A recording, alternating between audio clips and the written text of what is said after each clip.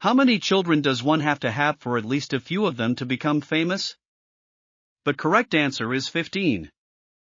That is how many children were born to the family of Lewis and Adeline Dalton.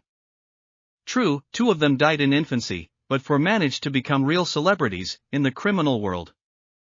The father of the family, Lewis Dalton, did not complain about life. He owned a saloon in Kansas City, thanks to which, in fact, he managed to feed all his offspring. Adeline did not come from a simple family. She was the aunt of Cole and Jim Younger, who once became famous for their collaboration with the brothers Frank and Jesse James, who need no introduction. Interesting pedigree. However, for a long time the Daltons tried to live by the truth.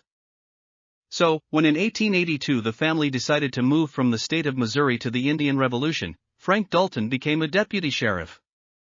Not the most distinguished position, but on the frontier it was looked at differently. However, 6 years later he was killed in a shootout, right at his post, and, as the future showed, he could rightfully consider himself the most honest man in the family. Grattan, Bob and Emmett were also members of their brother's squad for a time, but you can't call them honest lawmen. For example, one of the brothers was shamefully expelled from the police, and to be expelled from it you really had to try for being too zealous in getting the Indians drunk by selling them alcohol. So, in 1890, the brothers decided that they had enough of serving the law and put together their own gang. The guys decided to take up train robberies. They set out on their first case in early February 1891. However, the first experience was unsuccessful. The brothers were charged, but since there was little evidence, the family was acquitted. However, this did not help Grat much. He was soon arrested again, but, being true to the family credo, he managed to escape. This escape will be filmed someday. Old Grat was escorted by 2 guards, one of whom fell asleep on the way.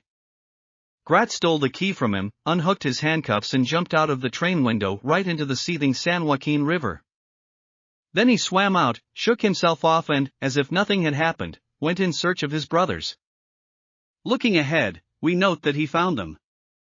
From the spring of 1891 to July 1892, the brothers experienced a real finest hour. Judge for yourself, they managed to rob as many as 4 trains, all of them in Indian territories. The last time, however, it seemed that luck had turned its back on them. 11 armed guards had every chance of sending the brothers to the next world, but their accuracy failed them. 200 bullets went to waste. The brothers preferred to wait out hard times in caves. In addition, they had a real, textbook enemy, Sheriff Heck Thomas, who decided to send the troublemakers to jail at any cost. Or kill them on the spot. Therefore, the bandits decided that they would finally hit the jackpot, and then go to a more enlightened part of the country, preferably one where there was no Heck Thomas. Bob Dalton thought globally and decided that he could repeat the achievement of his distant relatives, members of the James Younger gang, rob 2 banks at the same time. These banks were located in the town of Coffeyville, and were located opposite each other. On October 5, 1882, the brothers solemnly burst into Coffeyville, but immediately encountered unforeseen problems. The pavement was being repaired near the banks, and therefore there was no horse rack there. One was found only 100 meters from the banks. Inside the bank branch, everything did not go smoothly either.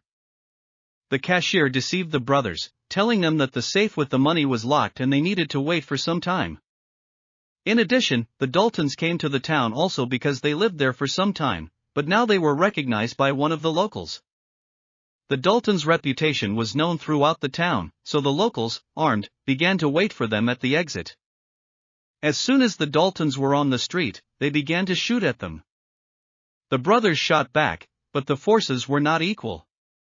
All the Daltons died in the shootout, except for the youngest, Emmett. He survived and was sentenced to hard labor for life. However, he was later pardoned.